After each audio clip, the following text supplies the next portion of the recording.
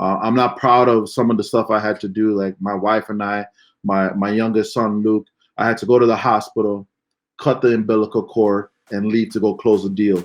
But those are the decisions you have to make when you're laser focused in your business and you know it's gonna grow. You make those decisions.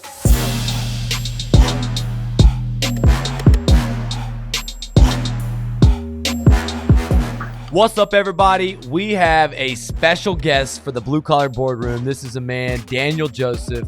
Only a few years ago, he was a subcontractor. Now he is killing the game. On the way, 8 and 9 figures. Savage Grind open in multiple locations.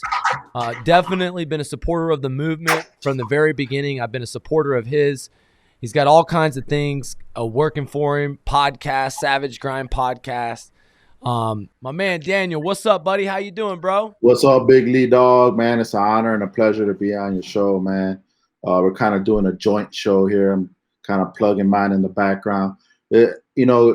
Having you, being with you, knowing you, I've been following you for the past 5 years, and the impact you've made on the space has just been tremendous value for me and my team, and then trying to reconnect again and getting back on the Sky Diamonds University, making that happen for the team.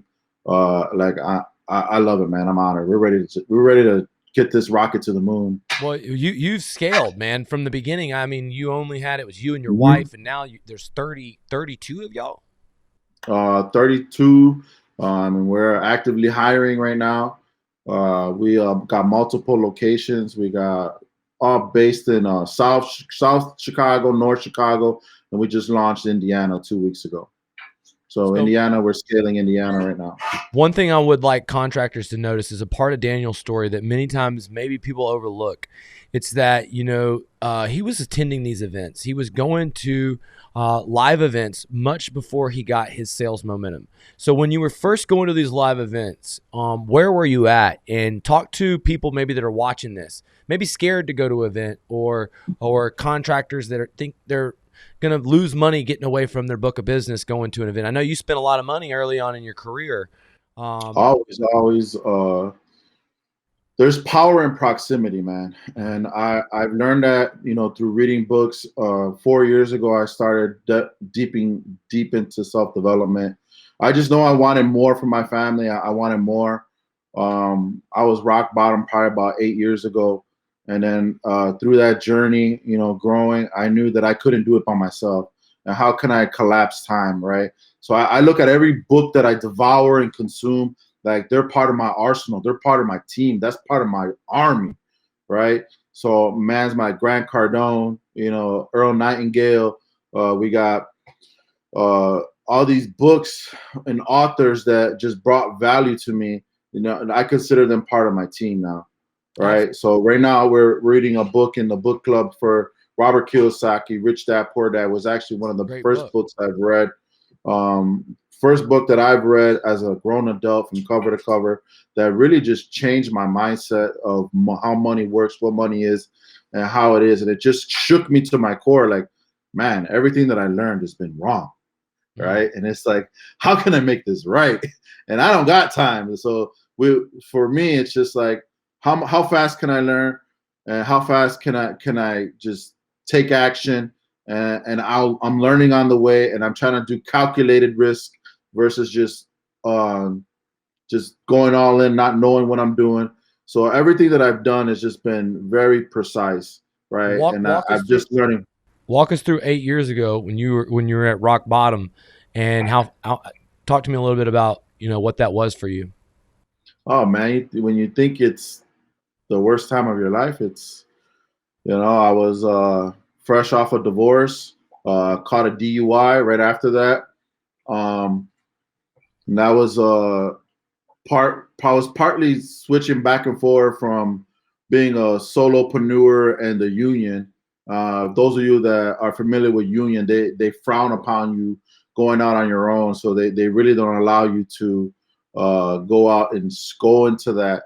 But I was just pretty much lost my union gig, ended up, living in my sister's basement, looking up at the ceiling, like, how did I end up here, right? I was making great money as a union carpenter, and never did I think it was going to end the way it did. but I knew I had to pick myself up, and I took it as an opportunity. I had tools, I had equipment, I had this vast knowledge for carpentry, and I was like, how can I make some money? So I was like, well, let me just start talking to people and see who I can service, who could be of value to. And then, of course, I always trust friends and family, always first. Hey, what's going on with your house? How can I help you? Put in a window, do some siding repairs, some roof patchwork, and just slowly built that into a nice 7-figure subcontracting business. I scaled that with 7 crews, siding and roofing and gutters, and I was doing really well. But I know I wanted more even at that point, right? It wasn't enough, and so I decided to deep dive into sales, and watching your content, my man Grant Cardone's content, Brian Tracy, just kind of absorbing different people that are in sales. And I was like, man, if I really got to get to the next level, I got to learn the sales game. And I took a leap of faith, and I was already making great money as a sub, but I knew in order for me to break through that pinnacle, I had to level up. And through my leveling up, came through all through self-development, and just projecting the future, like just forecasting that, hey, I'm going to be here and this is what I want to do, and just moving with extreme confidence that I knew I was going to get there no matter what I did. And I wanted to do it different, right? I came up, with this name that it's actually my dad that actually came up with the name. But anyways, my old man is the one that came up with the name Savage, because my old man is actually retired from the railroad, and he would come help us do some side work, and he was just like, man, you guys need to slow down. You're working like some savages. And my dad was just trying to get some off the track betting money, and the name just stuck. And I was like, man, I got to do something with that. Made a hat, Savage Grind, and man, it just took off. We love it. It's just, disrupting the space, being different, being bold, and just trying to stand out. But yeah, it's been a long road to where I'm at now. Talk to me. When you were first selling your first job as a door-to-door salesman, you had to be a little uncomfortable as a subcontractor, and you're now in the streets knocking doors. Talk to me about your first door-to-door, where you started to really transition, leading the pack as a door-to-door guy yourself, and then building a door-to-door team. So for me, door-to-door was never an issue because, man, I used to sell newspaper as a kid. When I was about 11, 12 years old, I was knocking on doors selling Chicago Tribune and Sun-Times in a low-income neighborhood. So people that probably didn't even know how to read, I'm trying to sell newspapers to. So it was a lot of objections. And yeah, true. So we were trying to sell those subscriptions. So door-to-door for me just started really when I was doing my subcontract work and then working on a house and just asking the neighbors, like, hey, I'm here already working on your neighbor's house, Mrs. Jones here. I'm already set up. I got my equipment here. I can give you a deal. Just I noticed that you needed your windows capped or you needed some siding repair. I can give you a deal, give you a half off if you let me just start your job. And that's kind of like how my slowly progressed into door-to-door. But when I had to sell is really when I started my journey in storm restorations, right? So storm restorations was what really changed my life. And I just knew if I was going to scale the team, I wanted to be able to have those bragging rights. So I knew my first year in storm restoration that I was just going to devour door to door. I didn't give a crap what any objection was. I was just going to do it. And I was knocking doors in the dead of winter, just like it is right now in Chicago. It's 20 degrees outside. But when I started in 2019, I was knocking doors dead of winter saying, hey, you got damage up there. Let's get the ball rolling. I can help you with your claim. The insurance company is not here to service you. You need someone on your side, and I'm the guy to represent you. So I was just doing door to door like that. And I was the only sales guy in my business. I had my partner now, Diego, who's my brother-in-law, but he was still working a full-time job, and I was kind of mentoring him through the process, how to do door to door. And I think that's what actually like built me up, because I was learning myself, but I actually training someone too as well. So that made me kind of level up my skill, level up on my education, and level up on my like seeking and knowing how to perfect my craft on my pitch and my door to door, because I had to teach someone else as well.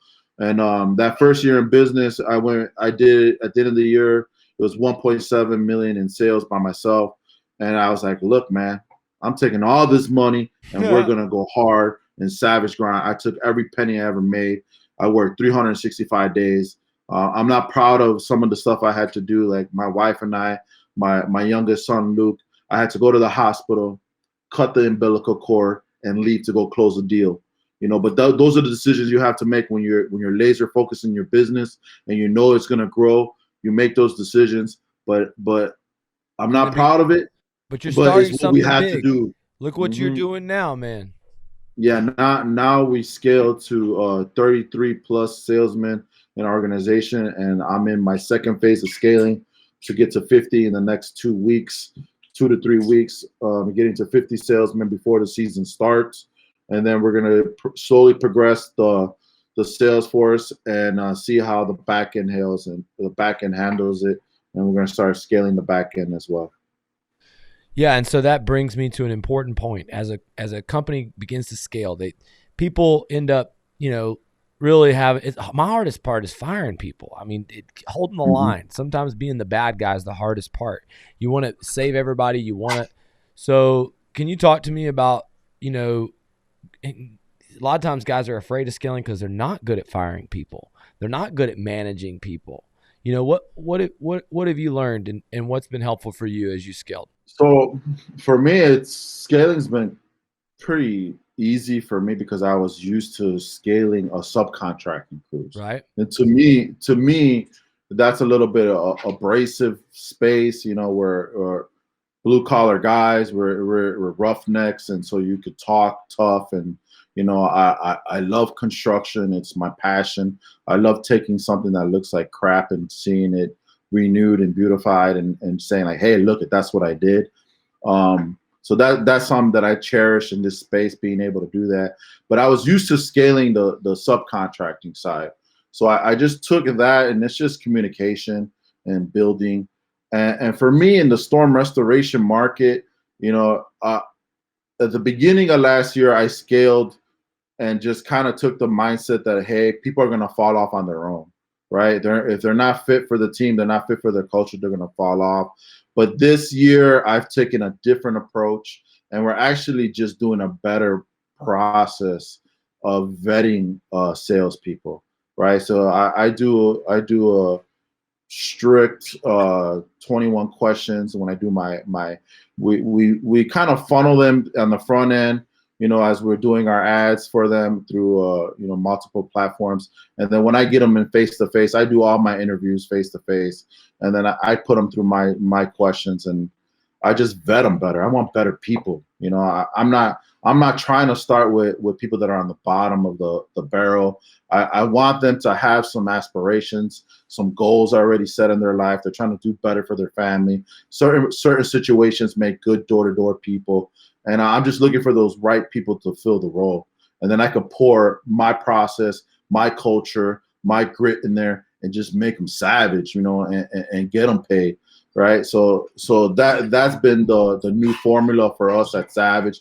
And it's been phenomenal. It's dead of winter. And we got 33 beasts ready to just devour this all of season. them at the sales meeting in the offices today, participating, excited, yeah. having fire pitches. Your team was on fire today. Mm-hmm. And I really was honored. He got me fired up. I don't know if you saw, but I was pumped delivering that message to a group of people that are that hungry for growth in the wintertime. That's inspiring.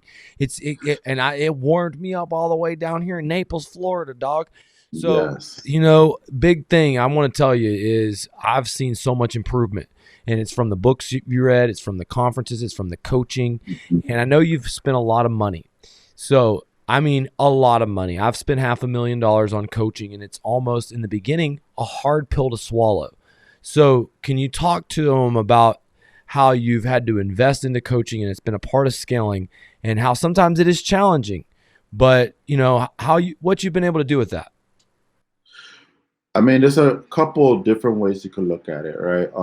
Most people, the traditional way is going to college.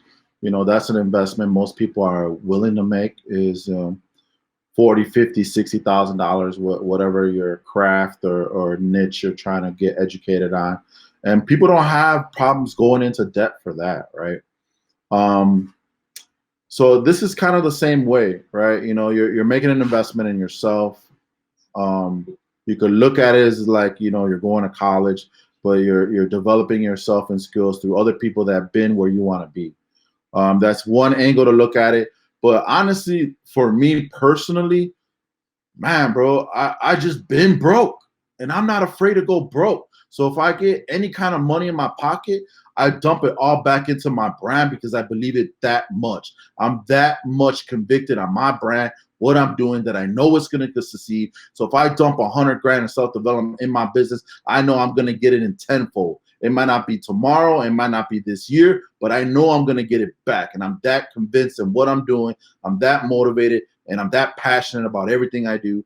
I continue to dump every bit of my profits back into my business. I take a regular paycheck and I serve my business every single day. And most owners cannot do that No, because I ain't afraid to be broke again. I ain't.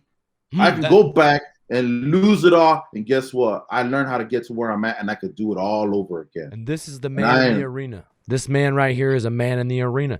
And I want you to know one thing. I understand it's scary to bring on expenses. It's scary to have to manage more people. It's scary to handle more projects and you don't have the workers and you're worried about quality.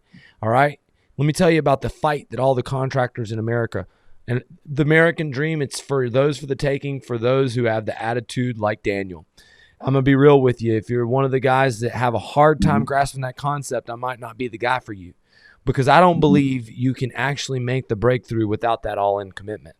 And see what Daniel's doing, he's getting rich or die trying. It's like 50 Cent. And beyond beyond that, bro, you have confidence in yourself because you've been there and you've always delivered. It's like a cat. Once you land on your feet 8 times, who cares if they throw you up in the air?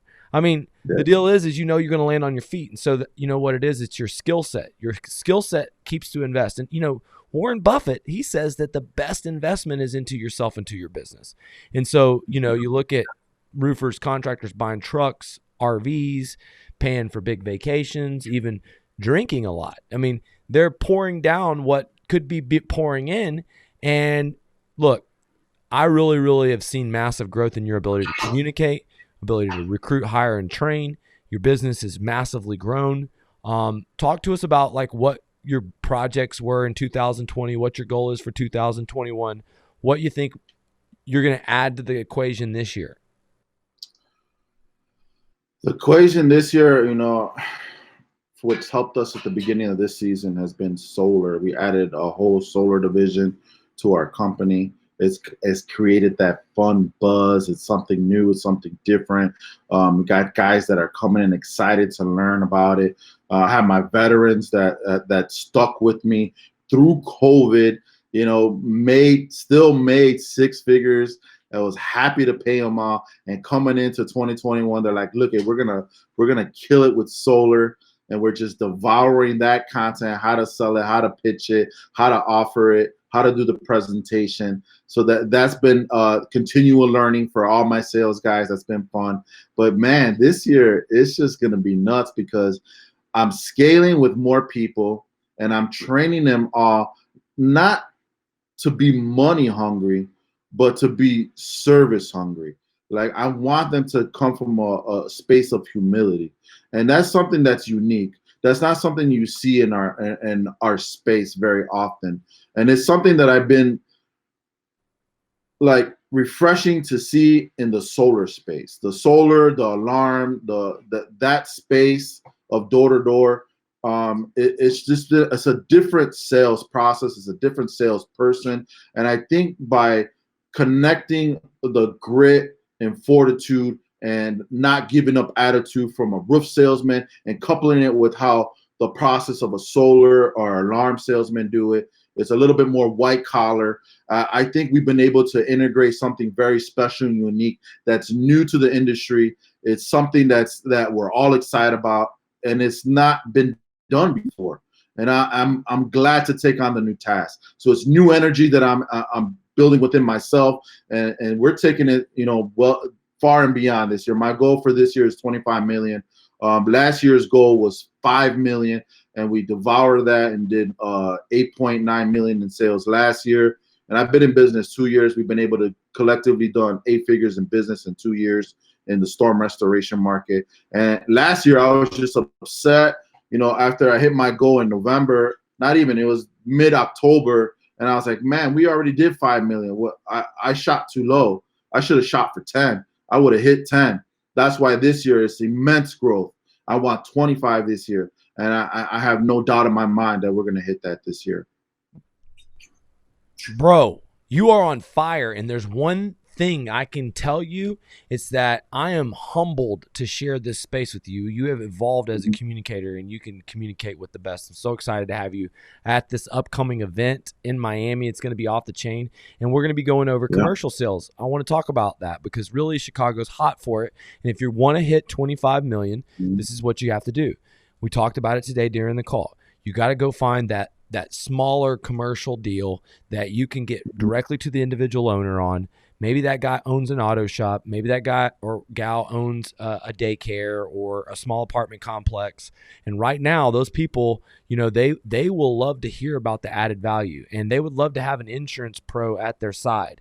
And right now, with all that energy, that hungry energy of sales, and if you could get the potential of what I call hitting the blue collar lottery, getting these commercial deals, you do what we did with Joe Drew over there. I went into his office. They got around me in a circle. We called 7 numbers. On the 7th number, we hit a lick. We went out, got on an 800 square roof. That roof's still in play. It's in litigation. It still might get bought, but a lot of other roofs got sold around that roof. And my point is that, you're only one big deal away from 1 million at a time, 2 million at a time. They may take a little while, but it's really, really important that, in diving in, that we execute. If you want to hit 25 million, this focus on not just selling more roofs and hiring more people, but selling more expensive roofs. And these same roofs have solar, and the money that you can save a commercial business owner is tremendous. The tax benefits are tremendous. We have a $12 million solar project that we're working on. I also implemented solar last year, and had a lot of storm damage, and we can do a lot better job of bringing more solar stuff into what we're doing. But the truth is that, we brought in a guy that worked with Solar City. He built out some training. We added it to the university. Now we got the best solar training too. So, I'm gonna have that. Make sure that you have access to that, and I'm very excited that y'all are gonna hit your $20 million with us. So, woo boy, I'm telling you, man. So man, we had some taste of commercial last year. We signed up about 8 commercial deals. Some ranging from, the low 6 figures to one right now. We got up to 7 figures right now that we're real close to closing on. So it's been amazing added to our business, and it's sales on steroids, and it's literally what it is. And we love it. Now I have a dedicated 3 salesmen that are just hyper focused on getting those commercial deals. And we're anxious to dive into your content and see what we could do to build that out for ourselves, and just add that to another arsenal, another arrow that we could shoot, that we can offer for our clients, because it's all about service. That's right, so baby. That's right. And servicing a commercial business owner by getting snow off the roof or fixing a leak that leads to a full roof replacement in the spring, it is about service and service agreements. And, the one thing I want to talk about is being in service to the most important person in my life, which is, of course, my wife.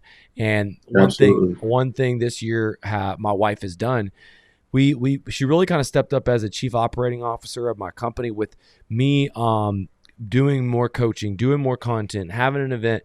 And in the 4th quarter of last year, I went and chased a bunch of hurricanes. I'm sure you saw me, and I was on the road a lot. But the truth is that somebody has to be in that role, and so my wife is in an overseeing role of all the relationships and employees. She's a part of the hiring board, and it's sometimes challenging, and of course we've been working together for a long time. Can you talk to me a little bit about working with your wife, how you've been able to mix business, family, how you've been able to have happiness while you do that?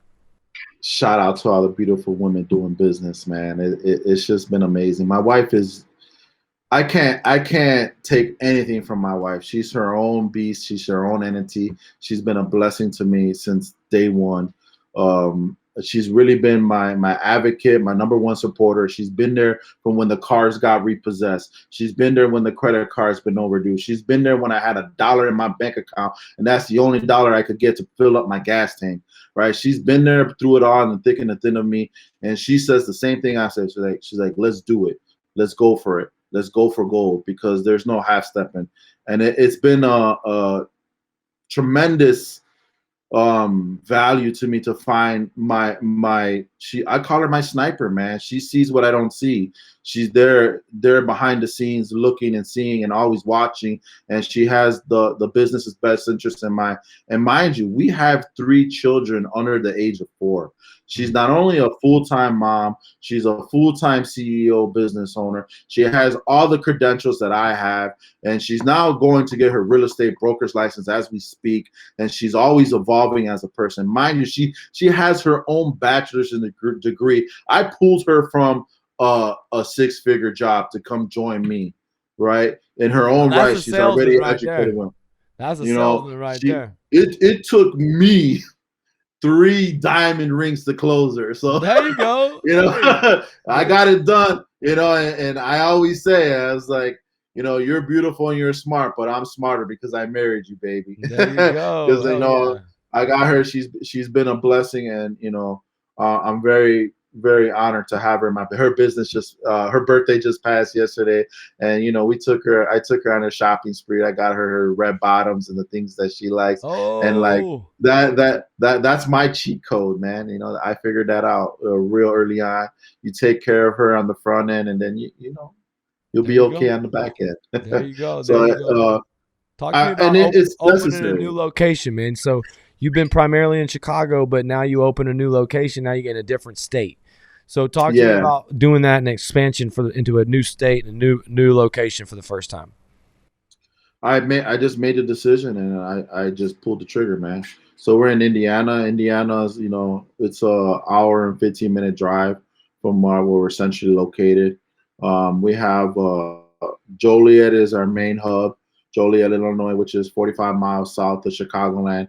My wife and I live in Skokie, Evanston area right now. So we have a couple of salespeople that work the Skokie North area, which is a little bit more high-end neighborhoods. You're going to see the slates, the tile roofs. And so I love that market because it's more retail, and there's really not that many stormers, but we had a storm out that way, and it was just perfect right in our backyard.